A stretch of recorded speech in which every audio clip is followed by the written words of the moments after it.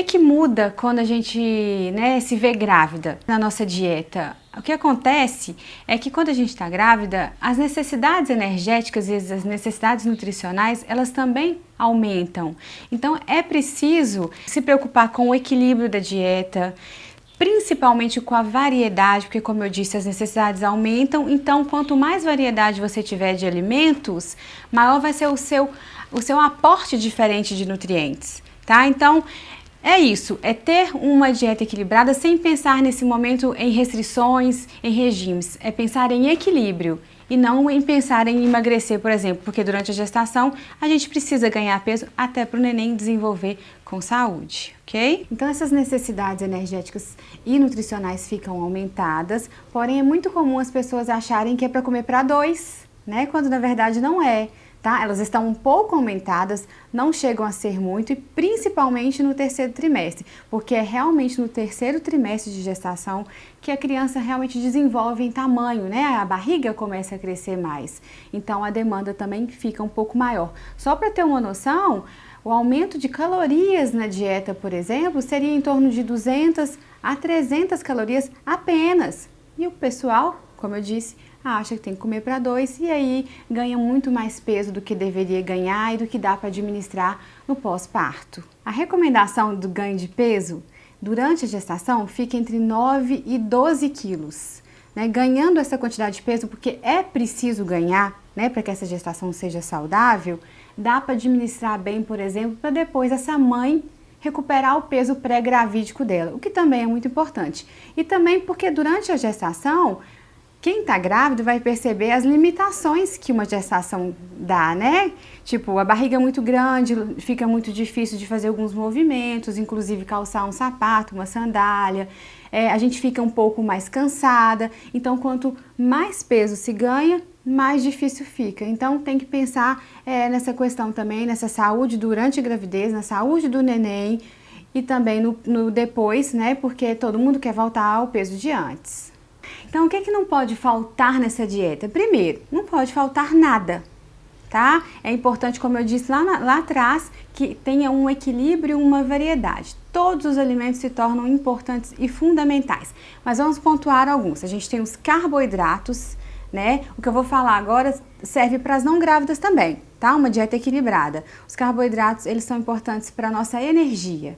Tá? A maior parte da nossa dieta tem que ser composta por eles. São os energéticos, como se fosse o combustível, a gasolina para um veículo, tá? Depois nós temos carnes e ovos que vão contribuir, por exemplo, com proteínas de valor biológico alto, que é importante para a formação dos nossos músculos e, obviamente, do desenvolvimento fetal, né? A gente tem também os folhosos escuros, que vão ofertar, por exemplo, ferro e ácido fólico. O ácido fólico é muito importante para o desenvolvimento neurológico dessa criança.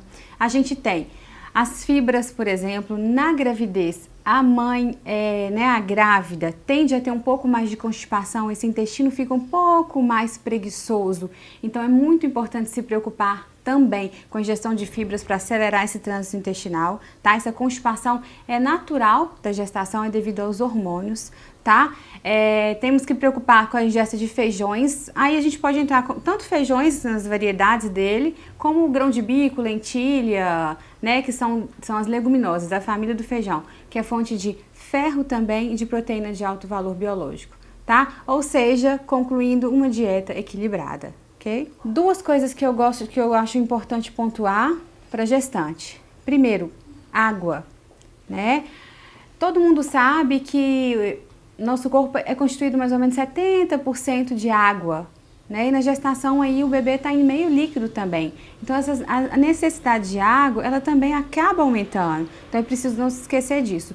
Algumas mulheres também têm muita sede, então acaba que tendo sede, logo bebe-se mais água. Mas isso não acontece com todas. Então lembra de um ditado: que não é visto, não é desejado. Deixe perto uma garrafinha de água para criar o hábito e não descuidar desse alimento que não deixa de ser tão importante. E a segunda coisa é o sal. Isso para todos nós, grávida principalmente, porque com o peso, né, com a compressão, à medida que a barriga vai crescendo, algumas grávidas incham com maior facilidade.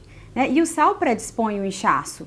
tá? Então, alimentos com muito sal, né, devem ser evitados, isso para todo mundo também, né? E adicionar sal à comida não deve ser um hábito, porque a comida já foi feita com sal. Para que colocar mais? Então, cuidado com esse aspecto também. Outro aspecto muito importante, né, são os suplementos. É preciso mesmo usar? Quais são?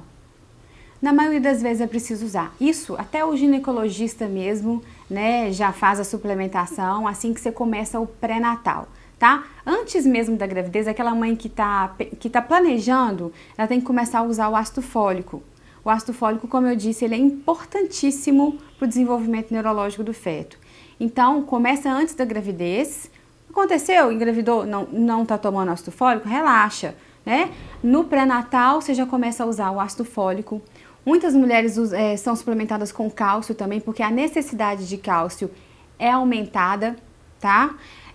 Outro nutriente importante é a vitamina D também. Hoje em dia está muito comum a grande maioria da população deficiente em vitamina D, então a suplementação também é muito importante para justamente facilitar a absorção desse cálcio, né? E outro nutriente importante também na gravidez é o ômega 3. O ômega 3 a gente encontra, por exemplo, e para quem não sabe, em peixes como sardinha, salmão, truta, tá? Na linhaça também a gente encontra. Ele é importante para o desenvolvimento cognitivo do feto e também importante para a mãe, tá? Para várias funções neurológicas, prevenção de várias doenças. Então, são esses geralmente os suplementos mais utilizados. Tirando uma necessidade ou outra que uma mulher ou outra pode ter, uma carência, aí vai também de acordo com essa demanda, e aí quem interfere é o ginecologista ou até mesmo o nutricionista.